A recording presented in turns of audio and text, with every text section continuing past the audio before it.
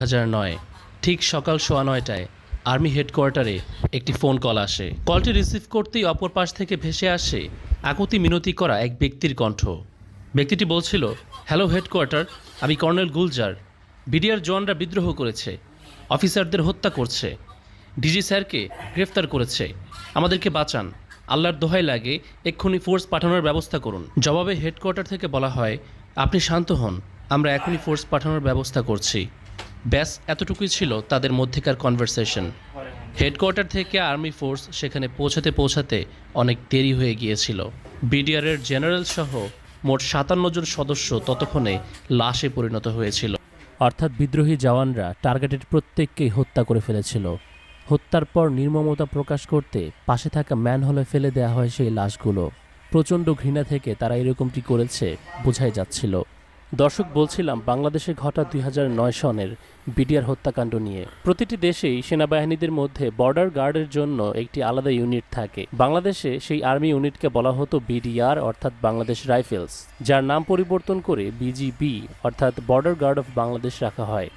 রাজধানী ঢাকার পিলখানায় বিডিআরের ক্যান্টনমেন্ট বা হেডকোয়ার্টার ছিল, এখনও আছে, যেখানে এই ঘটনাটি ঘটে। দরবার হলের ভেতরে সেদিন সকাল সকাল 2000-এরও বেশি সেনা সদস্য উপস্থিত ছিল। পর মুহূর্তে 9:05 সেখানে জেনারেল শাকিল আহমেদ উপস্থিত হন। 9:30টার দিকে ডিজি তার বক্তব্য শুরু করে। ঠিক এই সময়টিতে ক্ষুব্ধ সিপাহী মঈন হাতে অস্ত্র নিয়ে মঞ্চে উঠে পড়ে। ডিজি শাকিলের দিকে তেড়ে যাচ্ছিল তাকে মারার জন্য, কিন্তু তার আগেই পাশে থাকা রক্ষীরা তাকে ধরে ফেলে। দ্রুত এই খবর নিয়ে দরবার হল থেকে একজন অস্ত্রাগারের দিকে ছোটে। সিসিটিভিতে 9:10টার দিকে একজনকে আমরা অস্ত্রাগারের রুমগুলোতে তালা মারতে দেখি। জওয়ানদের অদ্ভুত আচার আচরণ এবং ঝামেলা দেখতে পেয়ে তাড়াতাড়ি করে অস্ত্রাগারের মেন গেটে তালা দিয়ে দেওয়া হয়, যার কিছুক্ষণ পর খুনিরা বাইরে থেকে অস্ত্র হাতে নিয়ে তালা ভেঙে ভেতরে ঢুকে প্রথমে সিসি ক্যামেরার দিকে গুলি ছোড়ে। ঘটনা আঁচ করতে পেরে ভেতরে থাকা বেসামরিক কর্মচারীরা হাত ওপরে করে দৌড়ে সেখান থেকে পালিয়ে যায়। খুনিদের একজন ভেতরে ঢুকেই সামনে এক সেনাকে পেয়ে তাকে মারধর করতে শুরু করে। এরপর বাকি খুনিরাও ভেতরে ঢুকে ওই ব্যক্তিটিকে বেধড়কভাবে পেটায়।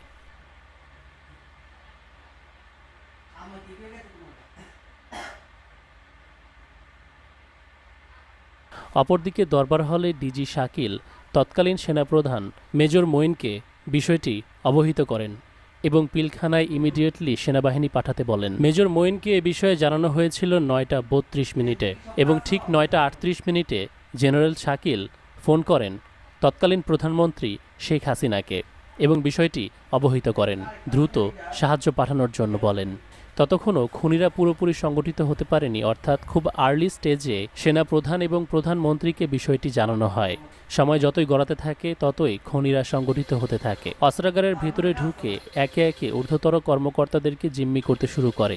তারপর চলে যায় অস্ত্রের ভাণ্ডারের কাছে, সেখান থেকে গোলা বারুদ সহ আরও বিভিন্ন মেশিনারিজ লুট করে, তাও আবার সদর দপ্তরের গাড়ি ব্যবহার করে। এ সময় বারবার তাদেরকে কাকে যেন ফোন কল করতে দেখা যায়। এই লুটের ঘটনা প্রায় 11:30 পর্যন্ত চলছিল। এর মধ্যেই জেনারেল শাকিল বারবার খবর নিচ্ছিলেন যে কোনো সাহায্য এসেছে কিনা। 10টা, 10:30, কিন্তু সময় যাচ্ছে তো যাচ্ছে, কিন্তু কোনো সাহায্যের নামগন্ধ পাওয়া যাচ্ছে না। 9:30টার দিকে খবর চেয়ে পাঠালে 10টা কিংবা সর্বোচ্চ 10:30টার মধ্যেই সাহায্য এসে পৌঁছানোর কথা, কিন্তু তেমনটা হয়নি। সন্ত্রাসীরা লুট করার এবং অর্গানাইজড হওয়ার যথেষ্ট সময়, যথেষ্ট অবকাশ পেয়ে যায়। অপরদিকে দরবার ঘরে ঢুকে ঠিক 10:39 জেনারেল শাকিল সহ তার সহকারী কর্মকর্তাদেরকে হত্যা করা হয়।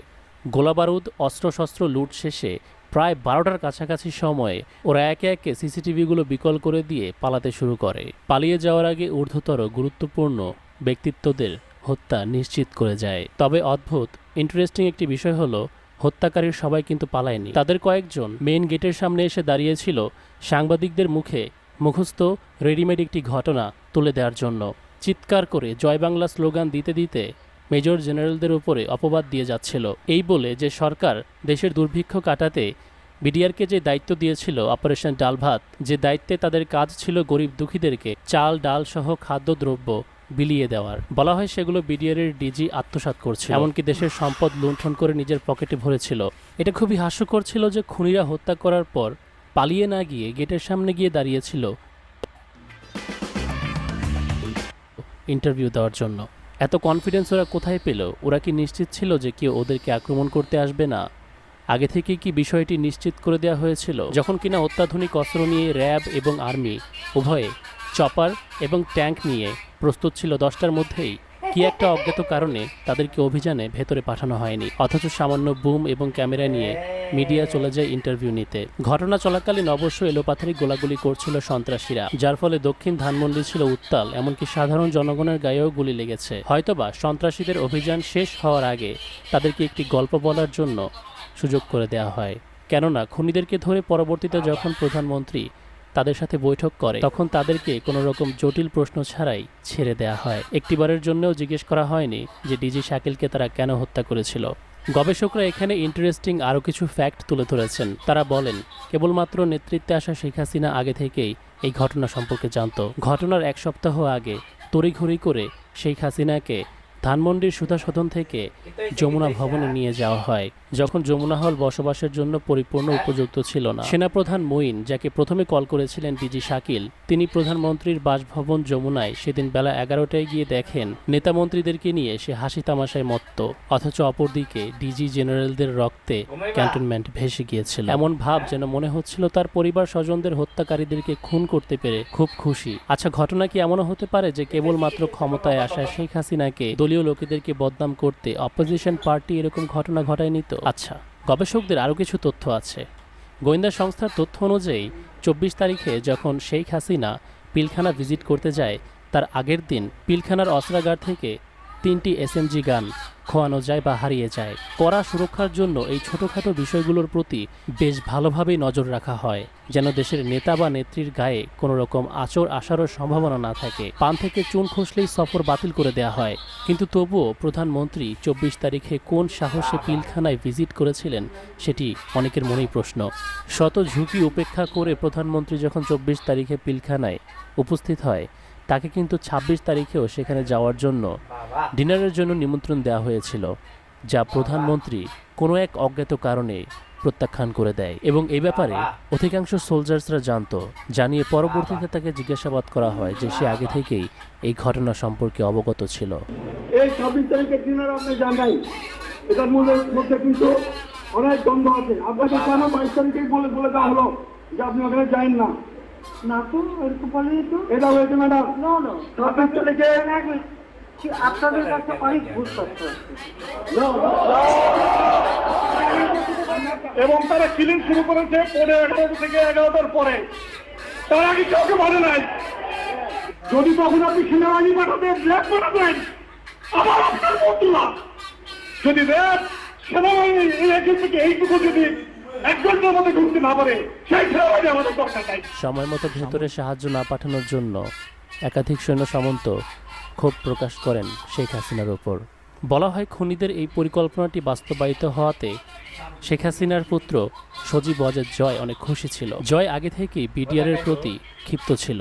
9/11-এর ঘটনাকে কেন্দ্র করে বিশ্বের বিভিন্ন দেশ, বাংলাদেশ সহ যখন ইসলামিক এক্সট্রিমিজমের ইস্যুটি নিয়ে মানুষ তৎপর হয়ে উঠছিল, তখন এই সুযোগটি কাজে লাগিয়ে জয় সেনাবাহিনীদেরকে ছাঁটাই করার পরিকল্পনা করেছিল, এই বলে যে বিডিআর বাহিনীদের মধ্যে মাদ্রাসার ছাত্ররা ঢুকে গেছে। ঘটনার পরপর ইমিডিয়েটলি 27শে ফেব্রুয়ারি প্রধানমন্ত্রীর ছেলে জয় দুবাই গিয়েছিল বিদ্রোহীদের সঙ্গে দেখা করতে। পালিয়ে যাওয়া বিদ্রোহীদের হাতে একটি করে এনভেলপ ধরিয়ে দিয়েছিল সে। বিশেষজ্ঞরা ধারণা করেন জয় তাদেরকে পুরস্কৃত করেছিল।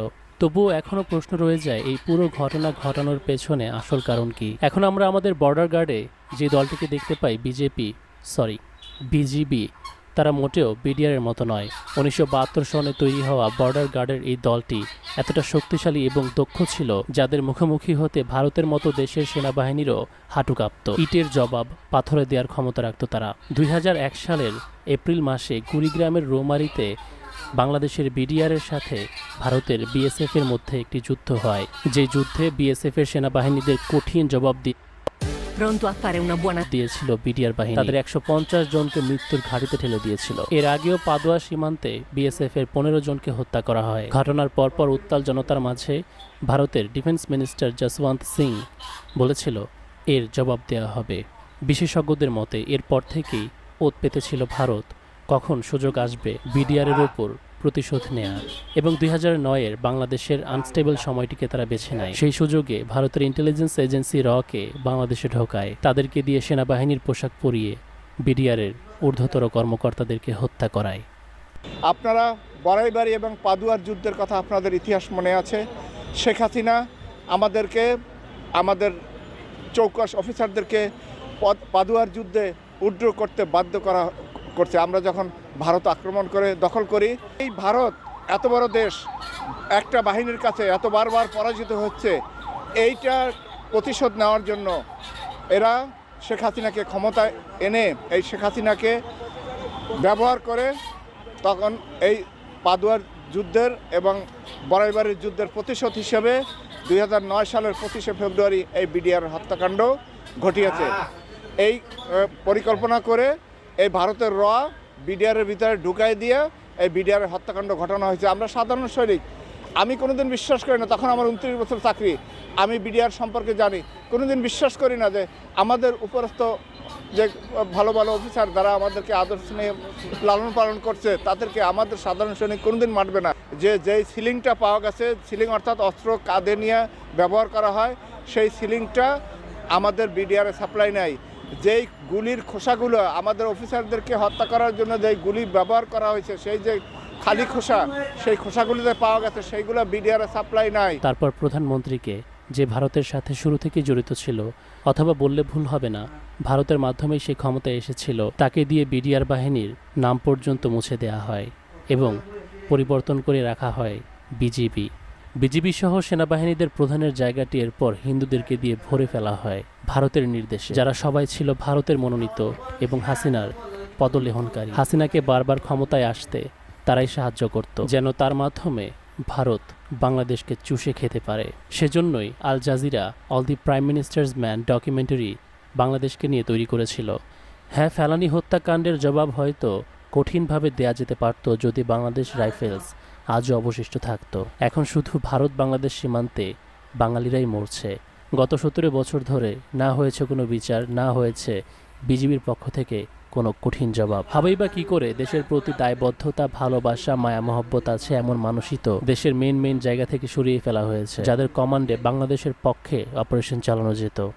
আজ থেকে অনেক বছর আগে এই চিন্তাটি আমার মাথায় কাজ করেছিল, যখন আমাদেরকে বারবার বলা হতো যে opposition party Bangladesh national party পাকিস্তানের কাছে আমাদের দেশ বিক্রি করে দেবে। তখন আমি ভাবলাম যে পাকিস্তানের কথা বলে বলে তো এদিকে দলীয় লোকেরা ভারতের কাছে আমাদের দেশ তুলে দিচ্ছে। আমাদের মাঝে অ্যান্টি পাকিস্তানি মনোভাব তৈরি করে আমাদেরকে অ্যান্টি পাকিস্তানি বানিয়ে কি ভারতের কোলে আমাদেরকে ঠেলে দেওয়া হয়নি? এখানে 71-এর ইমোশনকে কাজে লাগানো হয়েছে। পাকিস্তানের ডর ভয় দেখিয়ে আমাদের মুখ বন্ধ রেখেছে এবং ওদিকে ভারতের সঙ্গে পেটে পেটে খাতির করেছে ক্ষমতালোভী এই আওয়ামী লীগ সরকার। আমি চাই না এই দলটি আর বাংলাদেশের ভবিষ্যতে আর কখনো রাজনৈতিকভাবে অ্যাক্টিভ থাকুক। এদেরকে অবিলম্বে নিষিদ্ধ করার উপদেশ দেব। যে কেউ হোক পাকিস্তান বা ভারতের কাছে আমাদের দেশকে তুলে দিতে চাইবে, তাদের কাউকেই স্পেয়ার করা হবে না।